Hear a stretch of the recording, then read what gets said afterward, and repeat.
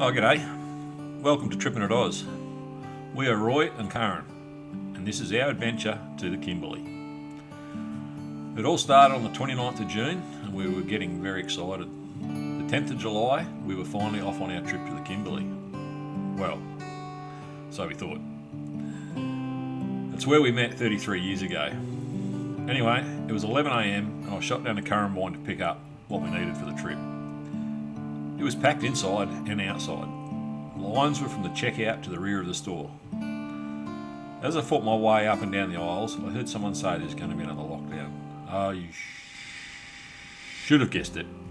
Everyone's trolleys were full of toilet paper. So, instead of just grabbing a few things, I did a full shop up, just in case. That night, they announced a 4-day lockdown. Okay, that's not so bad, 4 days.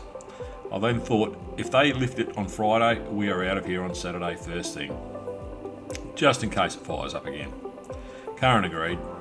So the next 4 days I spent packing the trailer and the car, and sure enough it lifted on Friday night, and on Saturday the 3rd, we were out of there. As I was in such a hurry to get out of Perth, I drove straight to Geraldton, filled up with fuel, stopped at BCF, purchased a throw net, and we were off again. We were going to stop at Bush Bay that night, just out of Carnarvon, but as I was tired from all the packing, it was getting to the point of doing a Ronnie Dale and arriving in the dark. So I decided to look on Wiki Camps and we found Galena Bridge. On arrival to Galena Bridge, we came over the hill and you could see the truck stop was full. It was then Google Maps said, turn right. So I did. It took us into the old town site of Galena. Now we were actually greeted by the camp manager. His name is Bushy. Nice bloke. He says, hey, camp over here and behave yourselves, otherwise you will get this. Tomorrow morning I will boot you out. Okay, so we set up camp, I put the drone up, and then we sat down and had a nice dinner and watched the sunset. A few beers and a few wines. It was fantastic.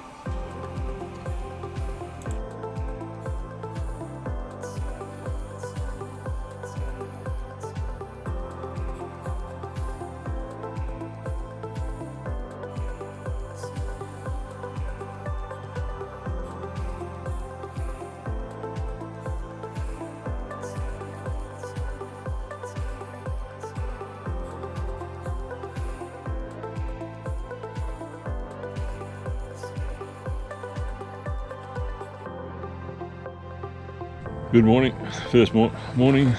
It's pretty cold, it's about 10 degrees. Still a little bit overcast. Should be alright. I can't wait to get back on the road again, pack up shortly. There you go, Galena School, 1924, 1941, 1949 to 1963. Way before I was born.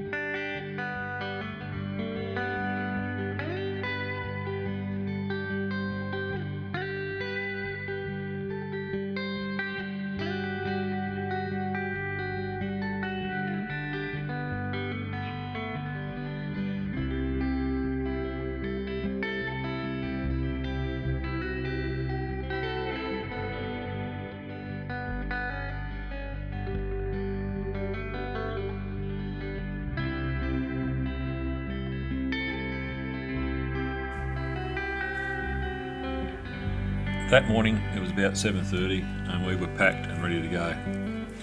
On the track out, we decided that we would again take it easy today. Instead of driving for 10 hours, we would just see how we felt. We drove through to Carnarvon and refuelled, we did stop for a few times for a stretch, snacks and drinks. But then after about 4 hours of travelling, we decided to look on Wiki Camps for a spot. And we decided to have a look at Lyndon River, a 24-hour stopover.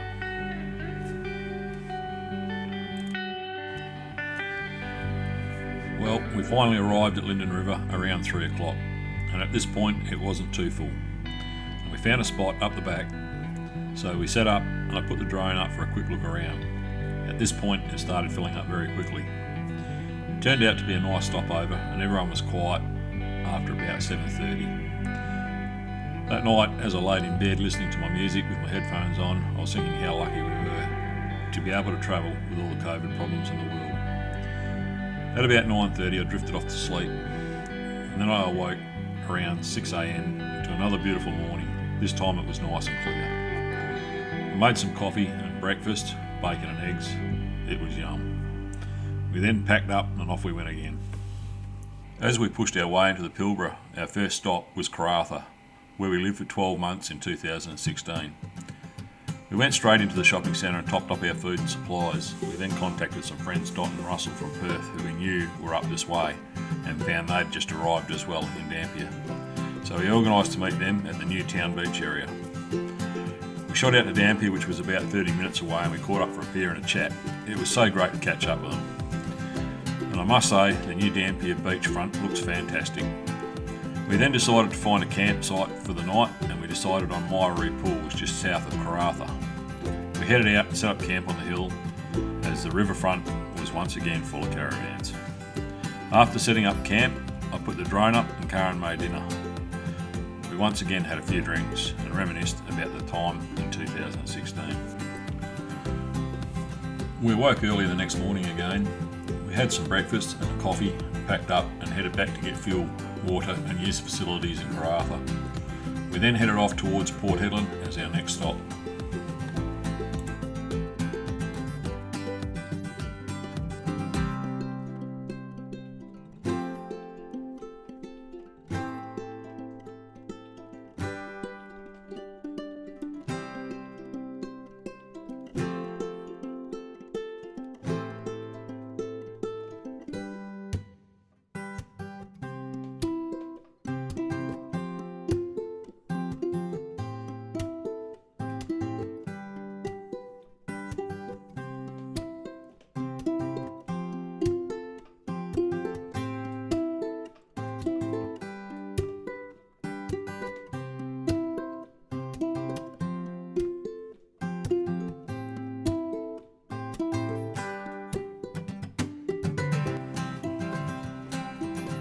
Well, we arrived in Port Hedland a few hours later and found I'd done a big rookie mistake. I'd left my GoPro on and it had gone flat. So once again, we decided to have a look around town since we lived here from 1991 to April 94. Things had changed over the last 27 years. More nice houses, shops and businesses. We lived in 3 different houses while we were there, and one of the houses was completely gone and a new set of units had been built. The GoPro had now charged, so we refueled and went to look at an old fishing camping spot just out of town. But of course, no camping signs everywhere. So we decided to keep heading north to a spot someone mentioned to us called Split Rock.